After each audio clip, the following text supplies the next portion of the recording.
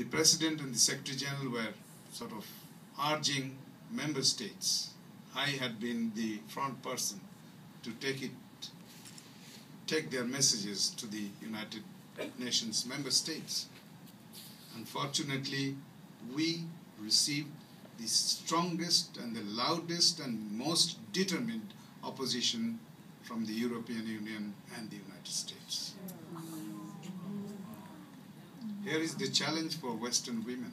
Yes, it's true. And the European Union ambassadors came as a group. And we had to, the President of the General Assembly received them because they came to tell him, no forward movement on your joint statement. As strong as that.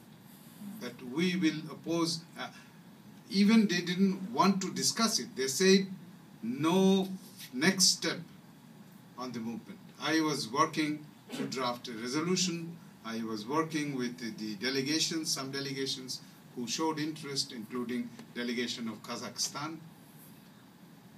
And we thought we will propose something and then we'll discuss. Of course, as all resolutions are connected.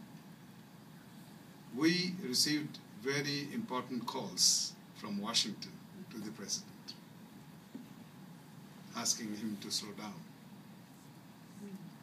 And that is what has happened. And including, I'm sorry to say, European Union had some women ambassadors who came who were strongly opposed to this. And I still find it difficult. Apparently they said this will undermine the Beijing Platform for Action. No other plus conferences undermine the main document. Rio Plus 20 didn't undermine Agenda 21, adopted in 1992. How come Beijing will be undermined because there is a follow-up conference to look into its implementation, look what are the new issues and new challenges, and to say what needs to be done. It is important for us to take stock of the Beijing conference outcome. What have we done? What world has done in 20 years since Beijing? So it was very natural to suggest a global conference, but it didn't happen. And what needs now, I think, two things would be wonderful to do. One is CSW 57 should hear again and again and again from all of us to say we need such a conference. The time for such a conference is now, to decide now. And I think that message has to go. And as you represent many countries here,